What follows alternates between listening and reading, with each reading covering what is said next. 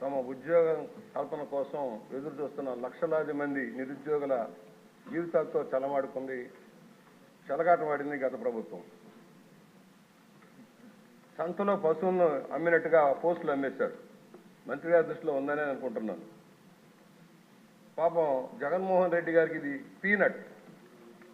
ఏందే, ఒక deputy collector post 2.5 కోట్లు మాత్రమే, ఒక డిఎస్సి పోస్టు 1.5 కోట్లు మాత్రమే, ఒక 150 కోట్లే. పాపం మా వాడికి ఏముందా, ఇది పెద్ద వేల కోట్లు దోసుకున్నాడికి ఇది లెక్కలేదు కాదు. అందువల్ల కానీ పేద విద్యార్థుల జీవితాలతో చెలగబడ్డారు. 162 పోస్టులకి గత ప్రభుత్వంలో చంద్రబాబు గారు నోటిఫికేషన్ ఇస్తే ప్రభుత్వం మారాక ఆయన పబ్లిక్ సర్వీస్ కమిషన్ని సొంత జాగీర్దారులాగా వాడుకున్నాడు. అక్కడ పిఎస్ఆర్ ఆంజనేయులు పెట్టాడు, గౌతమ్ సవాంగ్ని చైర్మన్గా పెట్టాడు, తను చెప్పినట్టుగా ఆడించాడు. మూల్యాంకనంలో ఏదైతే ఉందో అత్యధిక మార్కులు వచ్చిన వాళ్ళు ఫెయిల్యూర్ అయ్యారు సార్. వాళ్ళకు ఉద్యోగాలు రాలే. ఇంటర్వ్యూలో మాత్రం టాప్ ర్యాంకింగ్ ఇచ్చారు. దానివల్ల బీసీ ఎస్సీలకు చాలా నష్టం జరిగింది. బీసీ ఎస్సీ ఎస్టీలకు చాలా నష్టం జరిగింది.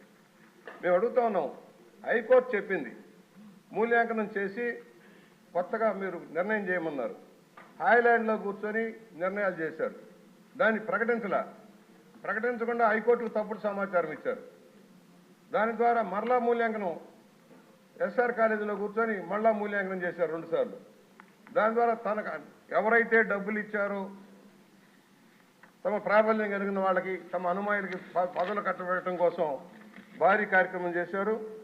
దీనివల్ల గందరగోళం వచ్చింది. 162 మందికి పోస్టులు ఇచ్చేశారు. తాంబూలాలు ఇచ్చాం, తన్నుకు చావండి అన్నట్టుగా అయింది కార్యక్రమం. ఇవాళ ఎవరైతే బాధితులు ఉన్నారో వాళ్ళు కోర్టుకు వెళ్ళారు.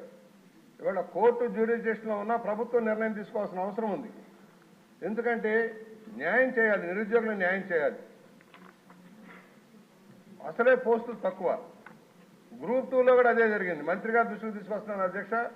గ్రూప్ 2లో కూడా సేమ్ అదే పరిస్థితి వచ్చింది. గ్రూప్ 1లో ఎలా జరిగిందో గ్రూప్ 2లో కూడా అదే జరిగింది. భారీ ఎత్తున చేతులు మారింది డబ్బులు.